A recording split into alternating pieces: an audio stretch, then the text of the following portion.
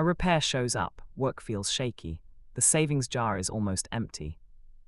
Nothing looks dramatic from the outside, but inside it feels like every door just closed at once. Rich people do not just have more money. They have more exits. By the end, you will know how to stack cash, low debt, skills, and invested assets into real choice, not just a nicer-looking balance. Across OECD survey countries, only 43% of adults said they could cover living expenses for at least 3 months if their main income stopped. That is not a niche problem. It is the normal starting point for a lot of households. A decent income can still feel fragile when every dollar is already spoken for. The household is not failing. It is running with no spare exits, so every surprise becomes an emergency negotiation. Curious neighbor asks the obvious question: if the account looks better than last year, why does life still feel this tense? Because a number on a screen is not the same thing as room to choose. Here is the reframe: wealth is not only what you own. Wealth is optionality, the ability to wait, refuse a bad deal, and make the next money decision without panic. Optionality feels like time. Time to compare, time to sleep on it, time to say no without your rent, food, or dignity collapsing the same week. Fragile feels like being forced. Forced to stay, forced to borrow, forced to sell something you wanted to keep, forced to accept the first offer because waiting is not affordable. Think of optionality as a stack, not a single product. Cash helps first, low debt helps next, skills keep income doors open. Invested assets buy longer runway. Each layer covers a different kind of shock. An emergency fund is the first door, and it matters. But treating it as the whole freedom plan leaves people stuck after the jar is full, wondering why life still feels narrow. That longer door is what people mean by a freedom fund. It is not full retirement. It is enough accessible runway that you can refuse a bad deal, take a real break between roles, or wait for a better option without your household falling apart. This is why wealthy households often look boring from the outside. They are not collecting status, they are collecting exits. More exits means one bad month does not get to rewrite the whole year. When you have exits, negotiations change. You can ask clearer questions. You can wait a week. You can walk away from a role, a client, or a contract that only works if you are desperate. So let's walk the stack the same way every time. Vibe, trade-off, and hurdle. 4 doors, same pattern. No magic product required. Door 1 is starter cash. The vibe is relief. A broken appliance or dental bill stays a problem, not a spiral into high-interest debt and 3 months of catching up. The trade-off is patience. Cash sitting in a safe place can feel like doing nothing, especially when everyone online is talking about aggressive investing or nicer stuff. The hurdle is starting small enough to finish. A first buffer around $2,000 can change the week, then stretch toward a few months of essentials. Do not wait for a perfect giant target before you begin. Door 2 is debt breathing room. The vibe is oxygen. When fewer dollars are locked into old payments, every future paycheck has more space to become a choice instead of a rescue mission. The trade-off is saying no to financed upgrades that feel normal. A nicer car, a bigger renovation, or lifestyle debt can look like progress while quietly closing future exits. The hurdle is mistaking a low monthly payment for freedom. The payment can look manageable, while the commitment still removes options for years. Door 3 is skill leverage. The vibe is confidence that is not trapped inside one employer. Skills, contacts, and proof of work keep income doors open even when one role goes cold. The trade-off is effort and time.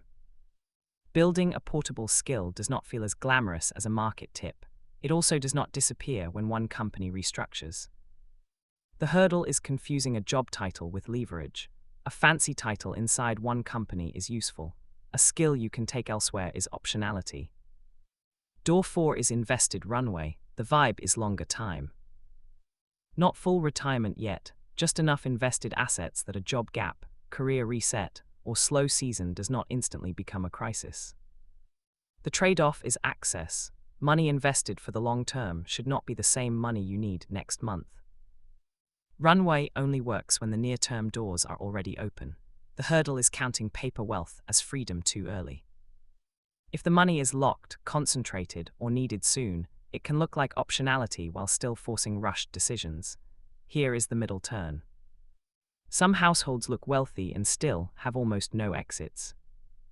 High income, high fixed costs, and no buffer can create fake optionality, comfort that collapses the moment one thing breaks. This trap hits high earners hard because the income feels like proof of safety.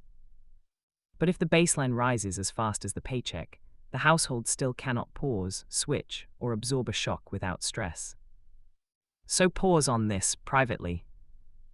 In your household right now, which matters more, looking like things are going well, or keeping enough open doors that one bad month cannot trap you? For renters, optionality often starts with cash and low consumer debt. Those two doors can make a move, a job change, or a rough month far less terrifying than a high salary with no spare room. For owners, the house can be both safety and a closed door. Equity is real, but it is not the same as cash you can use this month without selling, refinancing, or stressing the household.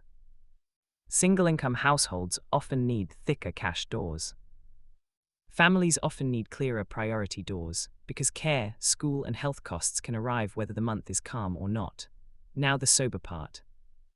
Optionality fails in predictable ways, and the most common failure is confusing a large number with usable choice.